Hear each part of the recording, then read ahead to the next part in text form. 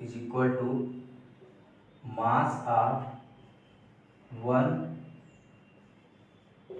Atom of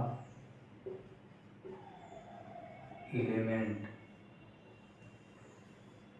upon 1/12 into mass of C12 atom. C12 atom का मतलब carbon का जो 12 आइसोटोप्स वाला एटम है उसका मास हम लेंगे यहाँ पे। तो मास of one atom of element का मतलब समझे, मतलब कोई एलिमेंट है मतलब उसके एक एटम का जो मास यहाँ पे लिया जाएगा।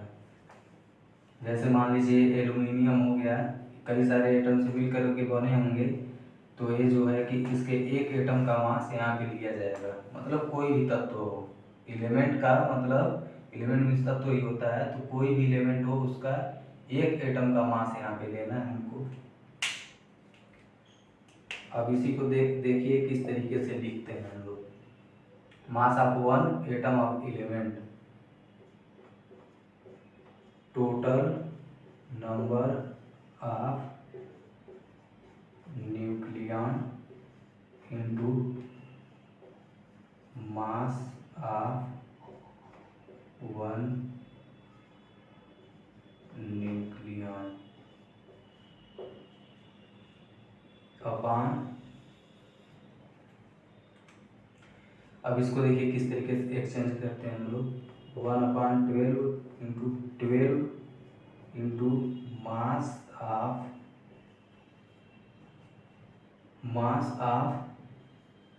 वन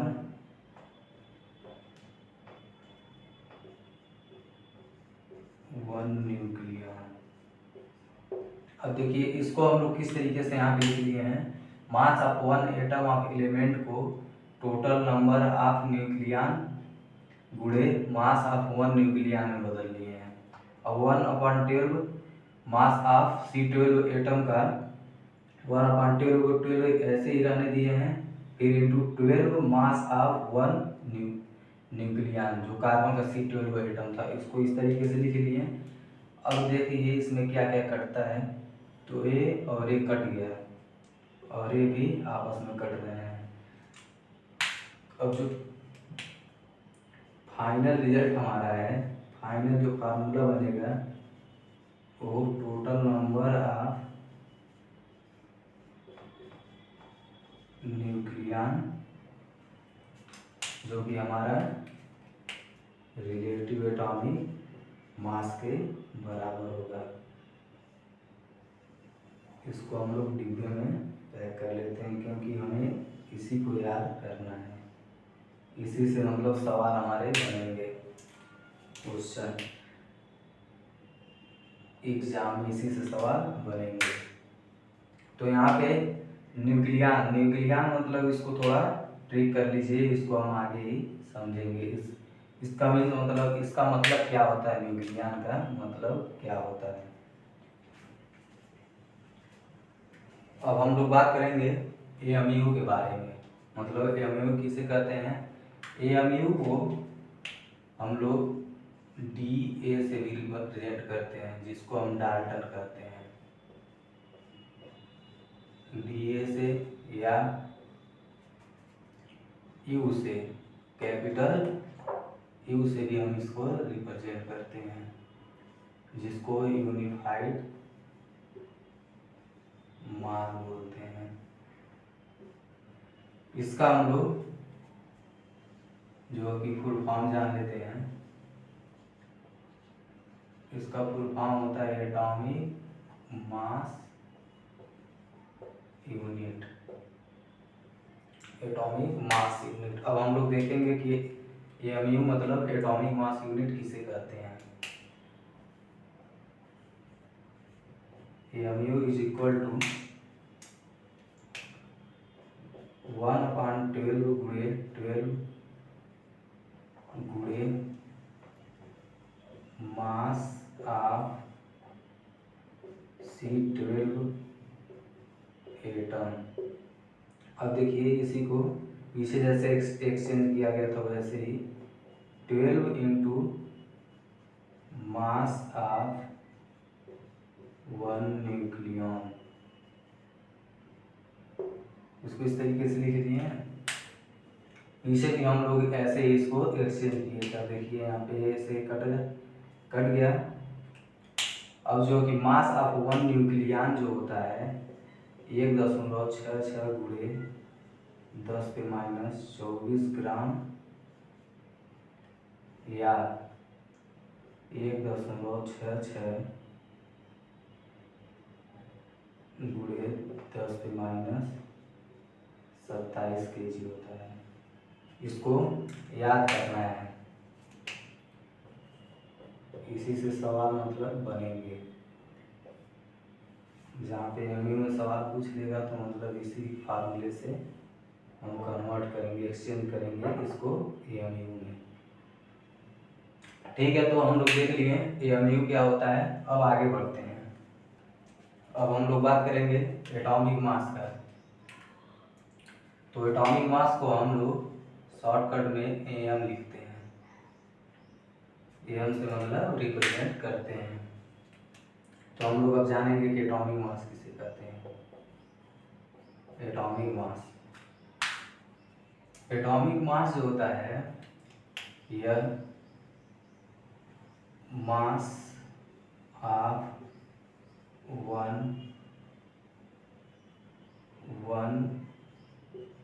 एटम ऑफ न्यूक्लियन होता है। मास ऑफ 1 एटम ऑफ न्यूक्लियन होता है। जो एटॉमिक मास होता है मास ऑफ 1 एटम ऑफ न्यूक्लियन होता है। अब देखिए इसको हम लोग कैसे एक्सचेंज करेंगे। हम सबसे पहले यहाँ पे फार्मूला लिखेंगे रिलेटिव एटॉमिक मास का, जिसको हम RAM से दर्शाते थे, रिप्रेजेंट करते थे। तो रिलेटिव एटॉमिक मास जो होता है था मास ऑफ 1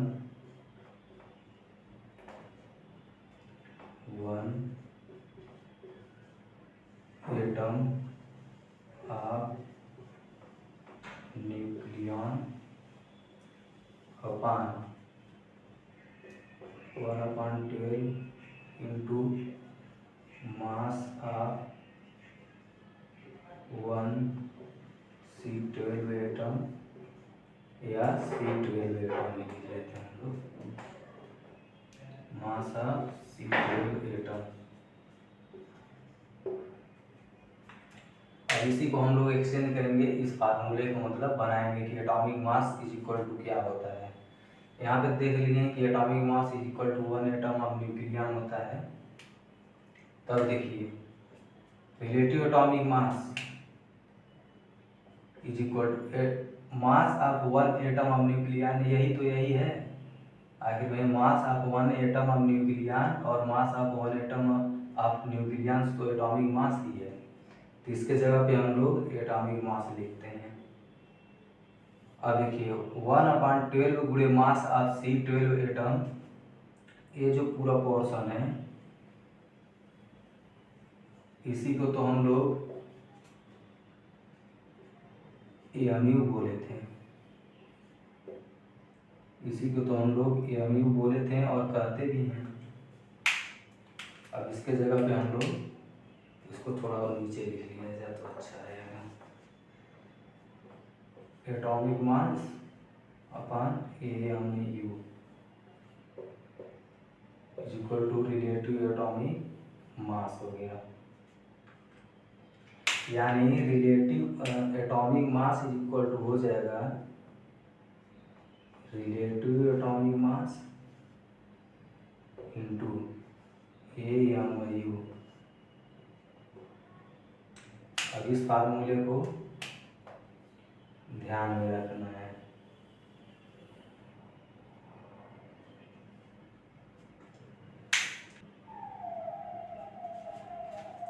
अब हम लोग देखेंगे कि मतलब एटॉमिक मास क्या होता है, प्रोटॉन क्या होता है, एक एलिमेंट लेकर के, मतलब एक एलिमेंट जैसे हम लोग यह से ले लेंगे।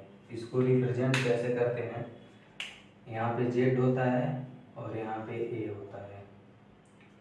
ए का जो मतलब है, ए का जो जेड जो होता है यह एटॉमिक नंबर होता है,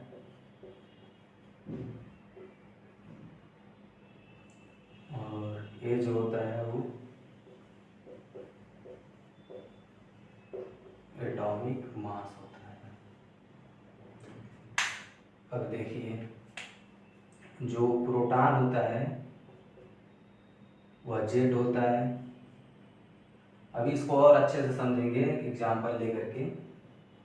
प्रोटॉन जो होता है जेड होता है, न्यूट्रॉन जो होता है ए माइनस जेड होता है, और इलेक्ट्रॉन जो होता है वो जेड होता है। जैसे कि हम लोग एक एग्जाम्पल से समझते हैं। जैसे हम लोग ले लिए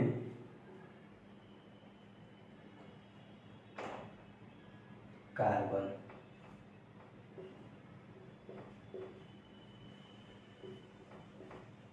कार्बन जिसको सी से मतलब रिप्रेजेंट करते हैं।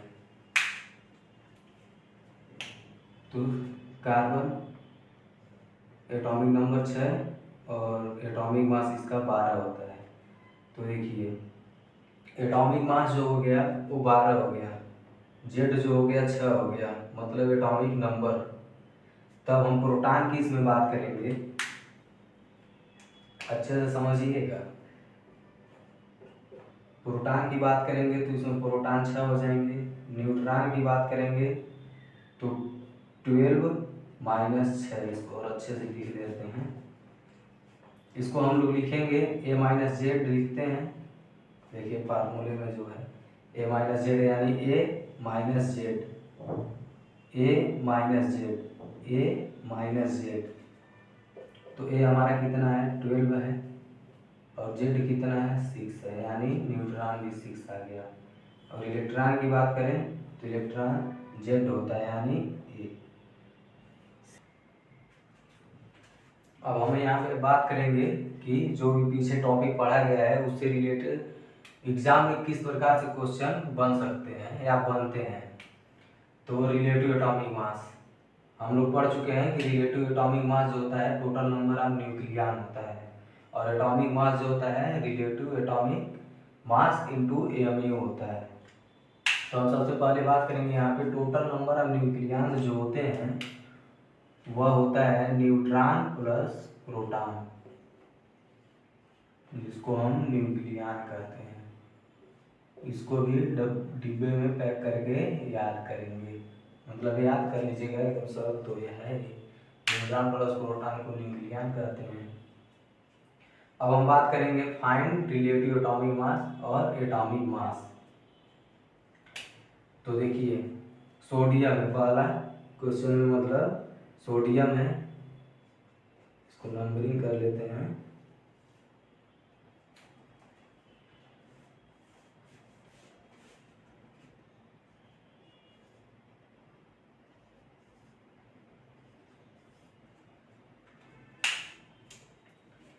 जैसे कि हम लोग जानते हैं इसको जेड बोलते हैं और इसको ए।